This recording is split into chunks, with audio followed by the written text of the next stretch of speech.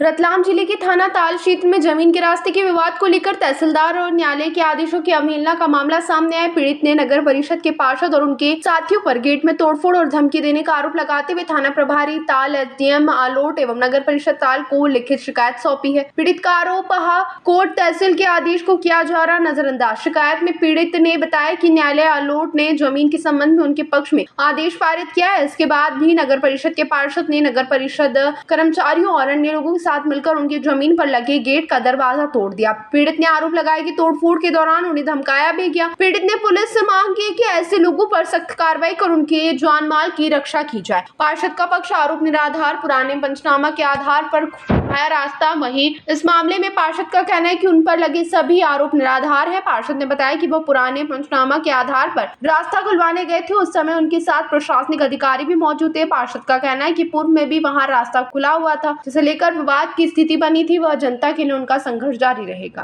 नाम गोपाल दोनिया है, पिताजी भक्तिराम जी ताल निवास है।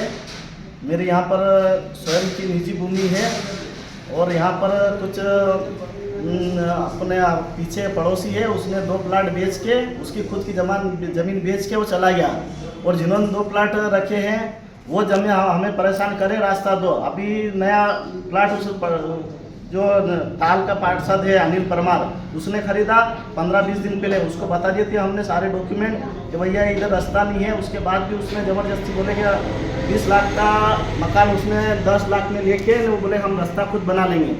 जैसे ही उनको बताया, सब बताया, उसके बाद सुबह वो वापस पुलिस अधिकारी साथ में और रंगलाल पटवारी शर्मा जी पार्षद और नगर परिषद ताल के दरोगा जी दिलीप दरोगा जी और उसके साथ में 5-6 कर्मचारी और भी कुछ अन्य व्यक्ति थे। उन लेके आया, फटाफट दरवाज़ा तोड़ा और लूट के चले गए। उनको हमने कागज़ दिखाया, सब कुछ दिखाया, भैया क्यों तोड़ रहे हैं, वो नहीं माने, कुछ आदेश भी नहीं दिखाया उन्होंने। उसके बाद फिर हमने वकील साहब से बात की हमारे, तो उन्होंने आवेदन बना के बोला कि आप एक काम करो, आलोट एसडीएम ताल थाने और ताल में नगर परिषद सीएमओ साहब को दे दो और भू अधिकार सूचना में भी दे दो, जानकारी निकालो कि कहाँ इन्होंने किस आदेश से तोड़ा।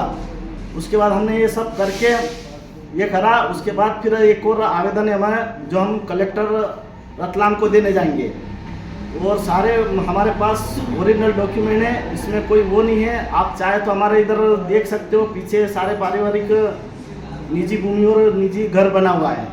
महिलाएं सब जैसे ही वो सुबह आए, बराबर जिस तरफ से उन्होंने पार्षद ने गाली गलौज करी और जिस तरफ दादागिरी करी, बोले हम मेरा ही प्रशासन है, मैं कलेक्टर और आलोट न्यायालय वगैरह के लिए मेरा सामने कुछ नहीं चलता है। मैंने बहुत सारे ऐसे केस है जो ये करे हैं मैंने, और ये ऐसे इनको मानता नहीं हो और गाली गलौज करी। और यहाँ पे बच्चे और सभी डरे हुए हैं कि क्या हो रहा है, वो खुद डरे हैं कि ऐसा नहीं पुलिस पकड़ के ले जाए। अपने पास ऐसे साक्ष्य होने के बाद भी ऐसा व्यवहार कर रहे हैं। प्रशासन से मेरा यही अनुरोध है कि इन्होंने जो भी ये करा है इनसे कार्रवाई होए।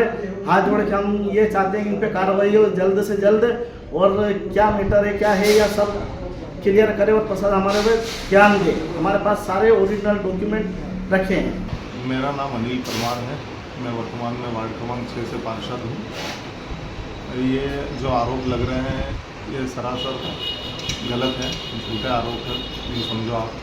क्योंकि वो जो पीछे मेरा मकान भी है और मेरे पड़ोस में एक महिला रहती है, विधवा महिला रहती है। उन्होंने मुझे बुलाया था, बोले मेरा रास्ता रोका गया है यहाँ पे और आपका भी मकान है यहाँ पे, रास्ता रोका गया है, तो आप आइए और रास्ता वही। उनके पास पुराना पंचनामा भी था 2021 का 22 का था, तो उसके आधार पर मैं गया और उससे पहले मैंने भी रास्ता खुला देखा था। उससे पहले लोग भी आते जाते थे क्या, तो उन्होंने इन बच्चों का और इनका रास्ता रोका। इस विषय में मैंने जाके वो रास्ता पटवारी और इनसे थाने से कर लेके और रास्ता खुलवाया। निजी रास्ता नहीं है उनका, और विवाद उससे पहले ही हो चुका था। उन्होंने उससे पहले ही उस महिला का सिर फोड़ दिया था। उनकी महिलाओं ने, सारी महिलाओं ने मिलके उन बच्चों को और सबको मारा था।